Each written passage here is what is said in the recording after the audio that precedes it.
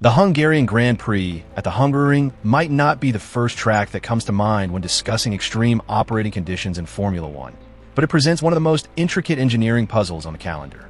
While it lacks the high-speed straights of Monza or the sharp altitude of Mexico City, its combination of tight, flowing corners, limited overtaking zones, and summer heat creates a uniquely difficult environment for cooling and overall car balance.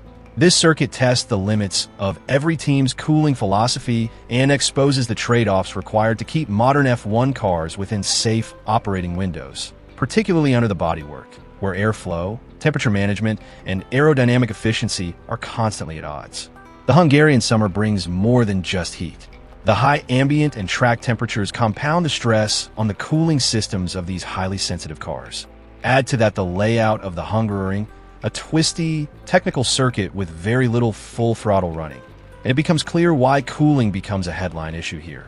The cars spend so much time in medium-speed corners where the front wheels are heavily loaded and turned into the corner that airflow is naturally diverted away from the radiator inlets. That airflow redirection is not a minor inconvenience. It compromises the rate at which cool, clean air can reach vital components, like the radiators, intercoolers, and brake ducts. That's why cooling becomes such a central factor in Hungary. When airflow into the inlets is disrupted in this way, engineers face a difficult decision. Open up more of the bodywork to increase airflow through the system and protect engine and component reliability, or maintain tight, clean bodywork for maximum aerodynamic efficiency and risk overheating. It is a fundamental conflict, performance versus protection, and one that needs to be balanced precisely. Red Bull Racing entered the Hungarian weekend knowing that this delicate balance would be under scrutiny. Between Friday and Saturday, they carried out a cooling experiment that was visible to the trained eye and even clearer in the technical drawings released by Giorgio Piola.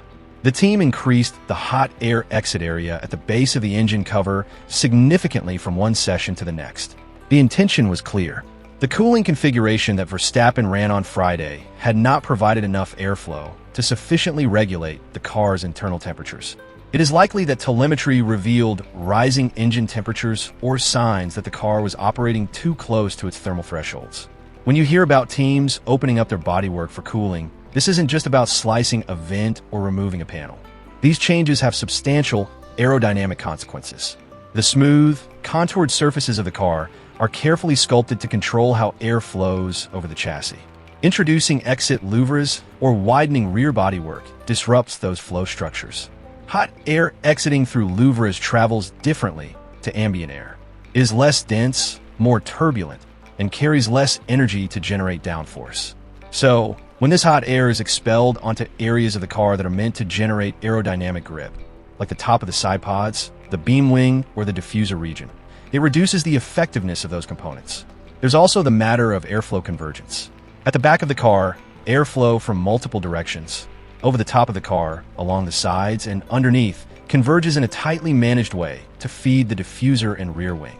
Introducing hot turbulent air into that region through an enlarged rear cooling exit can destabilize the convergence, reducing rear downforce and, crucially, aerodynamic balance.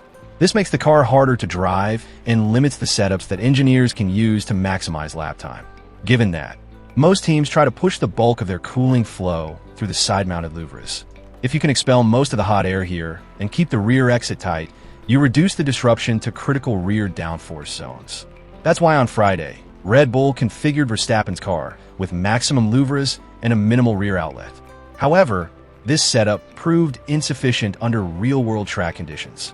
By Saturday, Verstappen's car was updated to match the cooling configuration used by his teammate Yuki Tsunoda, a setup that featured both maximum louvres and a larger rear exit.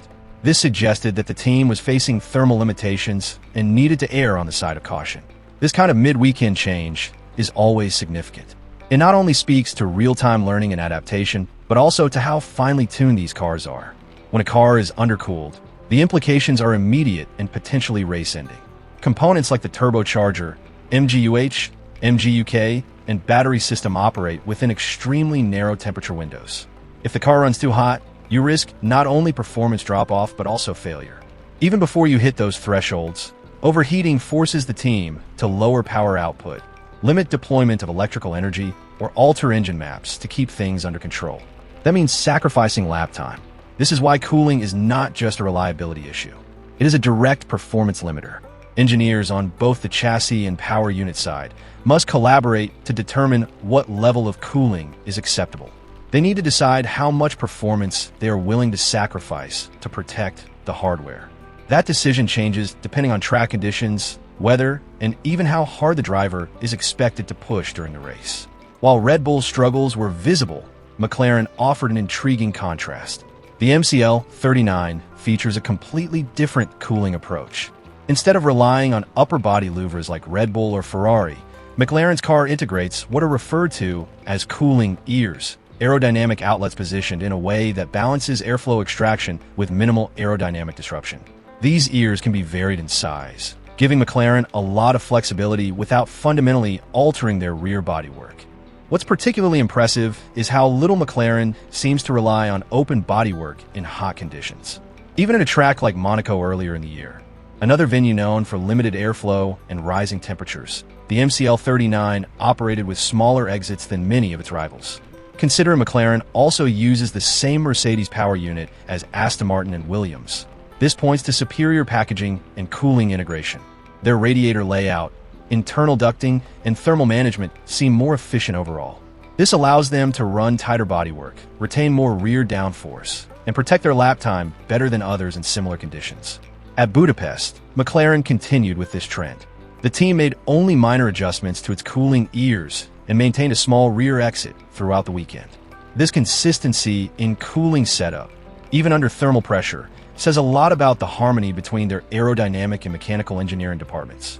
It's not just about having a good radiator or an effective duct. Everything needs to work together. Internal airflow, engine mapping, energy deployment, and heat rejection must all be aligned to extract consistent performance without compromise. Even more subtly, McLaren's brake cooling system appears to be part of this efficiency puzzle. Excessive brake heat can leak into the wheel rims and radiate toward the side pod inlets, disturbing air temperature and flow patterns. But if a team like McLaren can control brake temperatures effectively, managing rotor wear, disc cooling, and duct efficiency, they limit that knock-on effect. That might be part of the reason why they can keep their bodywork tighter even in demanding conditions. None of this happens by accident. This kind of performance requires forward planning and design, deep understanding of fluid dynamics, and continuous development. As teams prepare for races like Hungary, they bring not just new wings or floors, but also revised cooling layouts, new venting options, and even updated internal ducting if needed. It is an arms race in the truest sense, not just about who can go fastest in a straight line, but who can survive the heat without sacrificing lap time. And so, the Budapest weekend became another example of how different philosophies in cooling play out in real time. Red Bull, arguably the most aerodynamically advanced team in recent years, found themselves compromised and forced to make trade-offs. McLaren, who have spent the past year refining the MCL39 into a title contender, showed again how well-thought-out design at every level, from radiators to brake ducts, can pay dividends in performance and consistency. This wasn't just a technical footnote in the middle of a hot weekend. It was a clear representation of the engineering battles being fought beneath the surface of Formula One. These are the battles most fans never see, but are pivotal in deciding which cars perform on race day and which struggle. The attention often goes to tire choices, DRS strategy, or driver errors. But behind the scenes, a team's ability to manage airflow, heat rejection, and engine preservation can be the hidden factor that determines a weekend's outcome. In Formula One, nothing exists in isolation. Every component interacts with others, and every decision made in the factory months before a race can either come back to bite or deliver an edge when the pressure is on. Cooling is not glamorous, but it is critical. And at a circuit like Hungary, it becomes the invisible race within a race. As we continue to look ahead to the next chapters of the 2025 season, stories like these offer fans a window into the true complexity of modern Formula One. These are not just fast cars. They are thermal puzzles, aerodynamic experiments, and data-driven systems operating on the edge of what is physically possible.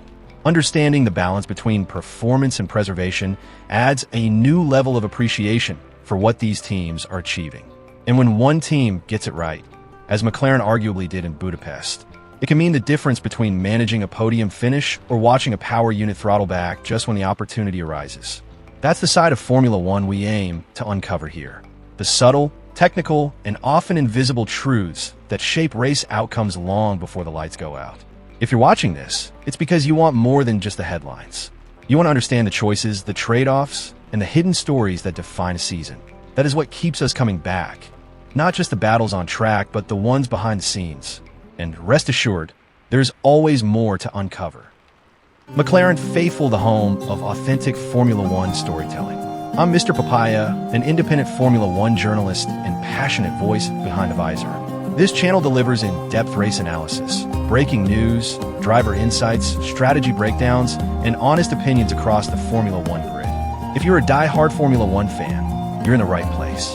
Here, it's not just about what happened, it's about why it matters.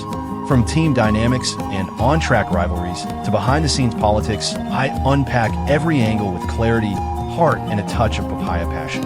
Expect content that's personal, professional, and always fan-first. Join the conversation. Subscribe to become part of a growing community of Formula One lovers who want more than just headlines. They want truth through the visor.